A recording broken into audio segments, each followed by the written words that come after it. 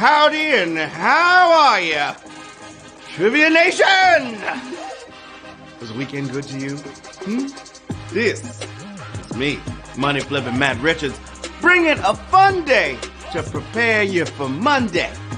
You ever hear of Blue Monday? Some say the second Monday of January is the most depressing day of the year.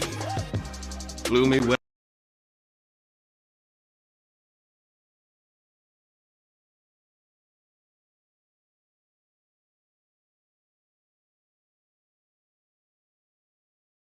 We're gonna be ready. We see it coming, and we're gonna take it on. And HQ stands behind you with another enriching activity. The same one we always have. Cerebral solo flex workout of 12 tough ones, taxing you to the limit and luring you along with our cut of the $5,000 prize. Your cut, baby. Yes, unless you'd like to live a little bit on the edge with a VIP ticket. You can do that. VIP. That'll put you in the running for a bigger prize at the end. You know, more money for you. It's $1,500. And we are only going to do it if we sell 100 tickets. But we will not sell more than 150. Right now, we got about 50 people in. So if 50 more people get one, then we're going to have a VIP party. A VIP party, baby. Yeah. I like a VIP party. I remember when I was young, all I wanted to do was be VIP in the club. One time, I was at a club in Arizona. Yes, shout out to Arizona. But I remember my boy D-Ray was in the VIP section. And he had bottles and everybody hanging out having fun. I was like, I could buy a bottle. I'm gonna buy a bottle. Huh? Who? That's not what I said. Shut up, Asa. You confusing me. So he had a bottle, and I said, I'm gonna get one and get it over there, you know, because you're in the club with the VIP, you get a bottle, and they bring it out with the sparklers and everything like that. So I got it, $400. $400 for a $60 bottle of tequila. This is the messed up part. They didn't give me no sparklers. I was so mad. It was just a girl that worked there. She was just in regular clothes with a flashlight from her phone. I was like, I couldn't do that. I totally couldn't do that. But enough about me. Let's recap some of the amazing charities that we hooked up and you hooked up with us. There was Saving Huey, moving abused animals into happier new lives in Southern California. Then we had Sing for Hope, harnessing the power of the creative arts for a better world. The Caleb White Project, building young leaders as they help Detroit's homeless. Capital Partners for Education, getting youths on the right academic track in Washington, D.C. Then we had The Road Home, helping Utah's homeless on the long trip into a home, and Rise, giving a broad spectrum of help to those in need in Mercer County, New Jersey. Look at that. We are so grateful to all these groups for all their valuable work, and just as proud of you, the players.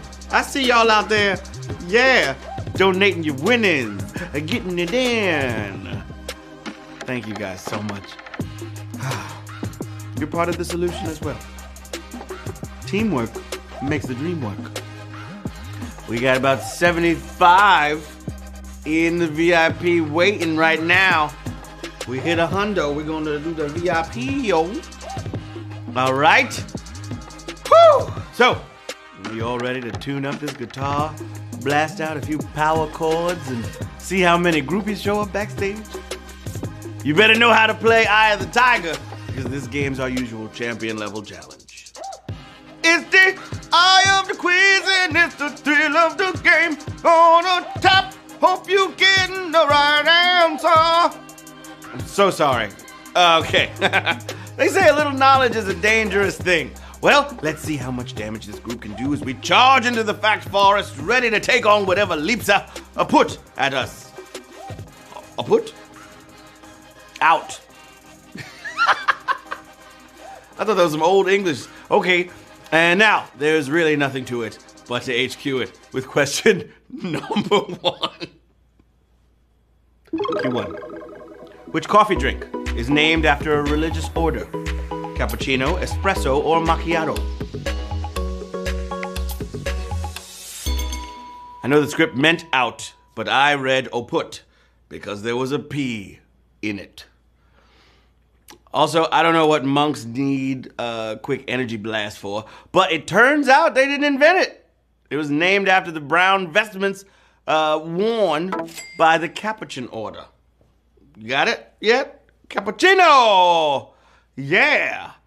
39,366. Got it right. This whole time, I thought Cappuccino was named after the little monkey from Ace Ventura Pet Detective.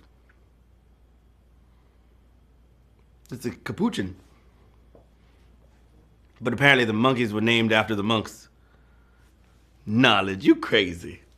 All right, Q2. Which of these is not a real broadcasted RuPaul's Drag Race spin-off? All Stars, Drag Race Brazil, or Drag U? Who's it gonna be? There are national spin-offs, one-off travel shows, and even a drama series, but years of development hell has slowed down a Brazilian version. They haven't done Drag Race Brazil. 29,520, y'all got that right. How did Canada get one before Brazil? That's what I want to know. No offense to Canada. I love you. All right, Q3 in the place to be. Which construction toy is most similar to Lego bricks? K'NEX, Mega Bloks, or Zax? K'NEX, Mega Bloks, or Zax, baby.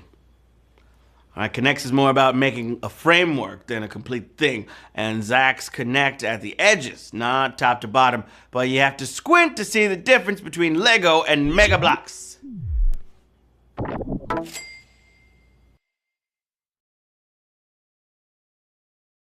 128, you got it right. Good job, babies. Oh, yeah. No shade to the people at Mega Bloks, but all my life I thought Mega Bloks were like the Wish app version of Legos. Q4! Knocking on your door. Which of these is closest to the Earth? Andromeda Galaxy, Crab Nebula, or Polaris? All right. Time is up. Make sure you pack a lunch if you headed to Andromeda. It's about 2.5 million light years away. You're getting a lot closer with the nebula, but Polaris is right in the galaxy and more like 400 light years. That's right. Polaris. Oh my gosh. That's a savage question for now. Whoa. 8,739 players from the Himalayas got it right. Polaris. Always bet on an individual star being closer. Maybe not always, but definitely in this instance. Question number 5 for the children. Question 5. Question 5. Question 5. Ooh. Q5, babies. Which of these chains does not have curly fries on their regular U.S. menu? Arby's, Burger King, or Hardee's? Who's it gonna be? Curly fries. That sounds good right about now. These must be popular because you'll have a harder time finding straight fries at Arby's. Hardee's also went curly a long time ago, but the King has stayed old-fashioned. Burger King. 16,776 got it right. You can judge a society by how many ways they can do potatoes. The more you know. Question number 6, and it goes a little something like this. On sheet music, the most used symbol telling a performer to breathe looks like which of these? Apostrophe, colon, or question mark? Calling all musicians, you better get this one right. Yay, yay. All right, you won't see this on piano music, but wind instrument players appreciate a little tip-off when it's safe to grab themselves some air. It's like when Tay Zonday was saying, chocolate rain, a baby born with You saw it? Good. That was what it was. Apostrophe! 13,689 players got that one right. Music would be worse if saxophonists couldn't breathe. So, marinate on that. Q7. Where were the 1980s fad dealy bobbers worn? Feet, head, or wrists? Got about 3 more seconds to hop in your time machine and figure this out. Dealy bobbers! Here's one where having your parents around might help. For a little while in the early 80s, you could walk around looking like an alien with little spriggy antennae on your head. 11,133. Let's see what they look like. Remember these? Yeah, what? It was the 80s. No one knew how dumb it looked. Dealy bobbers! Alrighty. Let's go to Q8. I know you're feeling great. When smiling for a photo, many Latin American countries say what kind of food? Beverage, bread, or fish? What's it gonna be? Beverage, bread, or fish? Yeah, okay, we say cheese, right? But queso must not work as well. And whether it's cultural or just a photographer's choice, many Latin Americans don't say cheese. They say, diga whiskey! Which I'm totally cool with, you know? Yeah. And also, I feel like whiskey makes bigger smiles than cheese ever could. 7,226, got it right. Beverage, diga whiskey. Boom. Q9, let's get it. Whose was the last presidential inauguration not attended by the living outgoing president? James Buchanan, Ulysses S. Grant, or Rutherford B. Hayes?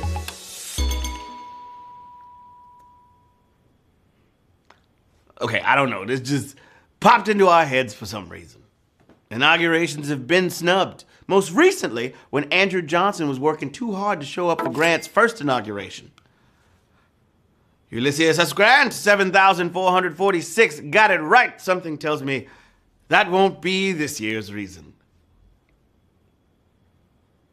Q10! Woo! The most popular variety of solitaire is named for a region where? Alaska, Northwest Territories, or Yukon? Solitaire.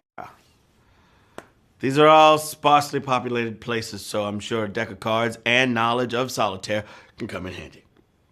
But Klondike, the classic 7-column game, is named for a region of the Yukon. What would you do for a Klondike bar? Probably play some cards. I would totally play some cards by myself.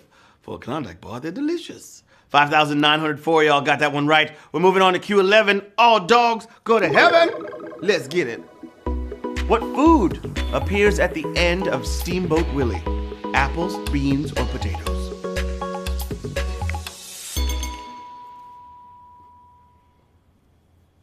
We got 5K on the line, babies.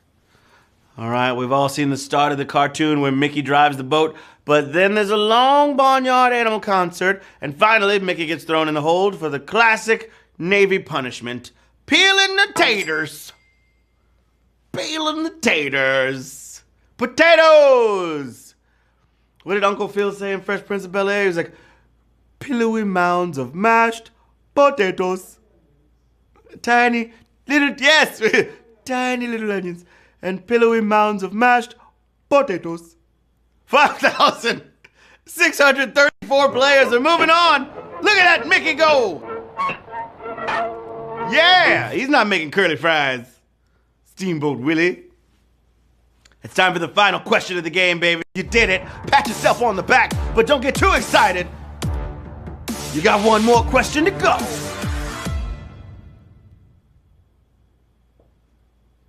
All right, here we go. Final question of the game. Who would not enjoy a vacation in Chefchaouen, Morocco? A chrysophobe, a cyanophobe, or a xanthophobe? 3 phobias you don't hear much about because very few people are afraid of colors. But since virtually every building in Chefchaouen is painted blue, stay away if you're a cyanophobe. We have 3,997 winners of HQ Trivia, baby. You better do a little dance now. Come on and get with it. That's what I'm talking about. Yeah. Yeah.